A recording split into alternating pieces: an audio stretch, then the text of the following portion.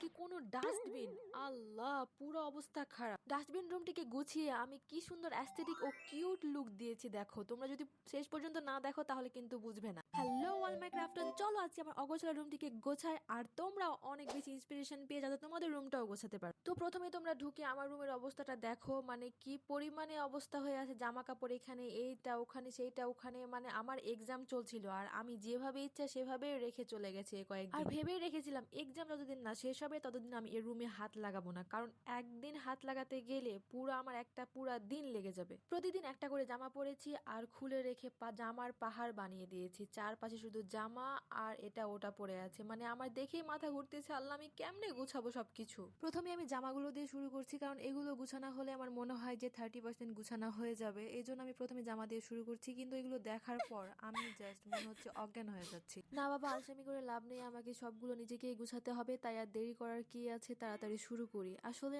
আমি এভাবে এত অগোছালো করে রাখি না কখনো, বাট এবার আমি কেন জানি ভালো লাগছিল না গুছাতে, এই জন্য মানে এত বেশি হয়ে গেছে সবকিছু। মানে আমি জাস্ট অল্প কয়েকটা তোমাদেরকে অগোছালো জামা দেখাচ্ছি। আরেক রুমে আমার জামা খোলা আছে, ওগুলো আরো বেশি আছে, মানে সবগুলো মিলায় একদম অবস্থা খারাপ। যে জামাগুলো ধুয়ে দেওয়া লাগবে সেই জামাগুলো আমি নিচে রেখেছি, কারণ ওগুলো তো নোংরা হয়ে আছে। আর বাদ বাকিগুলো গুছিয়ে আমি আমার আলমারিতে রাখছি। এটা আমিও ভালো করে গুছাতে পারি না, আসলে মনে হচ্ছিল যে ভালো করে গুছাবো, বাট কেন জানি ভালো লাগছিল না। কারণ কি জানো, কারণ হলো এখন রাত 9টা বাজে, মানে রাত 9টার সময় আমি আমার জামা গুছাতে শুরু করেছি। আর গুছাতে মানে জামাগুলো গুছিয়ে রাখতে আমার প্রায় 45 মিনিট মতো সময় লেগে গেছে। এরপরে না শেষ হলো আলমারির কাজ, এখনো আর 70% কাজ বাকি আছে। মানে ক্রাফট টেবিল গুছাতে হবে, আবার ড্রেসিং টেবিল, বেড, তারপরে রুমের ফ্লোর সবকিছু গুছাতে হবে। মানে তুমি বুঝতে পারছো মানে কত রাত হবে। যাই হোক, এরপর আমি ক্রাফট টেবিল গুছাবো, এজন্য আমি টেবিলের আশেপাশে যেগুলো আছে মানে জিনিসপত্র সেগুলোকে সরিয়ে নিচ্ছি, কারণ আগে টেবিলটাকে পরিষ্কার করলে মনে হবে যে চোখে শান্তি লাগবে। কারণ ক্রাফট টেবিলটাই তো আমার সবচেয়ে পছন্দের জায়গা, এটাকেই আগে পরিষ্কার করতে হবে।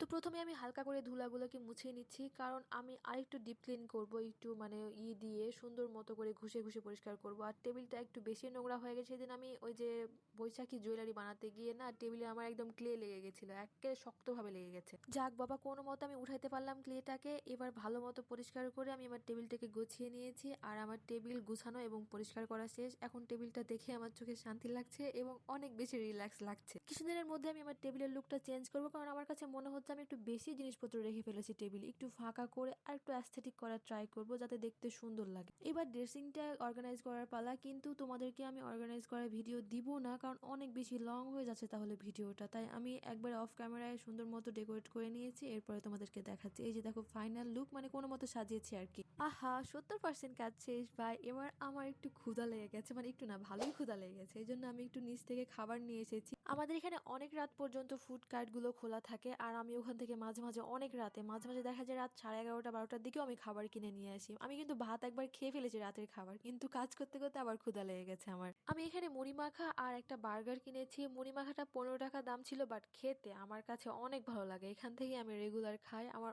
অনেক অনেক বেশি পছন্দের মুড়ি মাখা এটি। এবার বার্গারের পালা। বার্গারটা নিয়েছিল মাত্র 30 টাকা, আর বার্গারটা 30 টাকা অনুযায়ী আমার কাছে মোটামুটি ভালোই লেগেছে। মানে অনেক বেশি ভালো অনেক খারাপ এরকম না, মোটামুটি অ্যাভারেজ। তবে ক্ষুধা ছিল পেটে, তো এই জন্য মনে হচ্ছিল সবকিছু অনেক বেশি মজা লাগছিল খেতে। খাওয়া দাওয়া শেষ, এবার বেডটা গুছিয়ে ফ্লোরটাকে ভালো মতো পরিষ্কার করে নিলে আমার কাজ শেষ হয়ে যাবে। এখানে আমি বেডটাকে ভালো মতো গুছিয়ে নিচ্ছি। আসলে আমার রুমটাকে আমি বেশি ডিপ ক্লিন করলাম না, কেন জানো, কারণ কয়েকদিনের মধ্যে আমি আমার রুমটাকে একটু ভালো লুক দিব, এই জন্য মানে আরো পরিষ্কার করতে হবে ভালো মতো। এই কয়েকদিনের পরই করবো, এই জন্য জাস্ট কোনো মতো যেন কয়েকদিন থাকা যায় এবং সুন্দর লাগে, এই জন্য আমি একটু ভালো মতো গুছিয়ে নিয়েছি। বাট ডিপ ক্লিন করিনি, কারণ আমাকে আবার গুছাতে হবে, তাই কয়েকদিনের জন্য আর কি যেভাবে রাখা যায় এভাবে রাখার ট্রাই করেছি। তোমরাই দেখো লুকটা কেমন লেগেছে আর কমেন্ট করে কিন্তু জানাবো। আর হ্যাঁ, এখানে কিন্তু শেষ না, দাঁড়াও, নাইট লুক দেখে যাওয়া না, যে রাত্রে আমার রুমটা ঠিক কতটা সুন্দর দেখায়।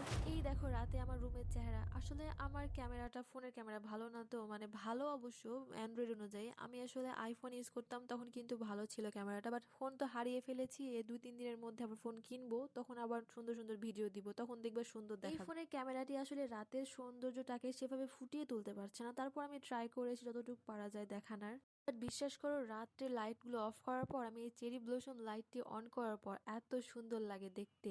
এবার আমার বারান্দা থেকে রাতে তোমার বাইরের ভিউটা দেখো কত সুন্দর। এই যে দেখো ট্রেনও চলে এসেছে, এভাবে ট্রেন আসতে থাকে। তোমাদেরকে দিনে ট্রেন আসার ভিডিও দেখিয়েছিলাম, আজকে রাতেও ট্রেন আসার ভিডিও দেখিয়ে দিলাম। সুন্দর না বলো? আমি এত বেশি ক্লান্ত, রাত প্রায় 12টা বেজে গেছে, এখন আমি ফ্রেশ হয়ে ঘুম দিব। বাই বাই, দেখা হচ্ছে নতুন ভিডিওতে।